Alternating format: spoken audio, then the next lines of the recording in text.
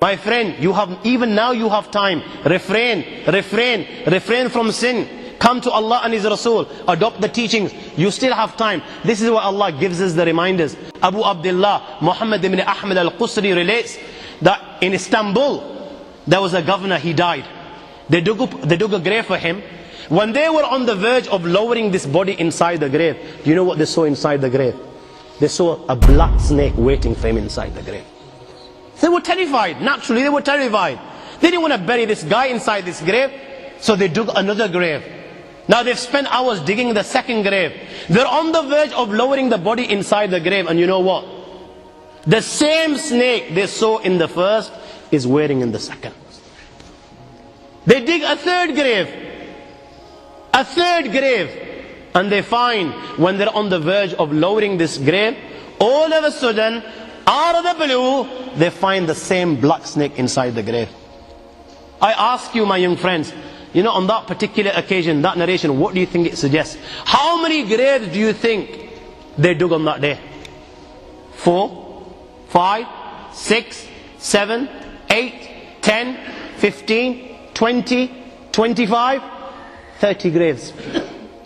The narration says that on that day, they dug about 30 graves. Every time the grave was dug and they were on the verge of lowering this body inside the grave, they would find the same black snake waiting. Where are you going to hide? It doesn't come any clearer than this. Where are you going to hide? Where? Allah. You know, even when you've gone 6 foot under, you can't get away. You've left the dunya and you've gone 6 foot under and you think you've got away with it. This is where it will begin. You know, fed up after digging so many graves, they consulted the ulama. What should we do with this person? May Allah protect us. They said, you know what? Just bury him inside the grave. Leave the rest to Allah subhanahu wa ta'ala. And they buried him. In the Tariq of Maqrezi in the year 600, a man buried his wife. And by mistake, his handkerchief, which had money inside it, fell inside the grave. Now he's gone home, realizing that the handkerchief is inside the grave. He takes one of the local scholars to dig up the grave. Now the scholar standing at the corner of the grave, and this guy is dug up the grave. What did he see on that day? He saw his wife is sitting inside the grave and her hair are tied to her feet. So what he does is interfere in the akhirah.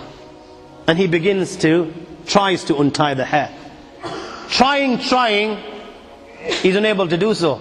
How is he going to be able to make a difference to the akhirah? But he doesn't refrain. He continues to do so. And what does the scholar witness? Down he goes, and down his wife goes, and there is not a sign of them. And he remains unconscious for 1 day and 1 night. When he gains consciousness and relates it to the Khalif, the Amir, he in turn wrote to the great scholar of Islam who alive was at the time, the great master of Hadith, Muhaddis, Taqiyuddin ibn Daqiq al-Eid, this is what's been witnessed in our land. So the great master of Hadith wrote back that this is a reminder. Simple. This is a reminder for people like you and me. Ke abhi time hai. You know, even now you've got time. Even now you can set the record. You know, just turn to Allah. Allah will embrace. It doesn't have to be like this. This is why Allah subhanahu wa ta'ala now and then reveals this. Huwayrith ibn Rabab was at the time of Umar. He was passing through a place called Athaba. And all of a sudden, out of a grave, he saw a man come out. His head was on fire and his face was on fire. And he was tied in chains.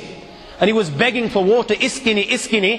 He says, all of a sudden, another guy came out from the grave following him, saying, don't give the kafir anything. Don't give the kafir anything. He grabbed him by his chains and dragged him back inside the grave again. Now obviously Huwayrith ibn Rabah was terrified, and so was the Sheikh Ahmed. He says, I lost total control till I got to a place called Irku Zabia. That's where I read my Maghrib and Isha, and I head straight away to Medina al-Munawwara, to the great Umar Farooq radiallahu ta'ala anhu, and I related to him this incident which I witnessed. It says Umar Farooq looked into this, and it turned out that this man died in the days of ignorance. He belonged to the tribe of Banu Ghifar, and the sin that he would commit was he did not fulfill the rights of his guests.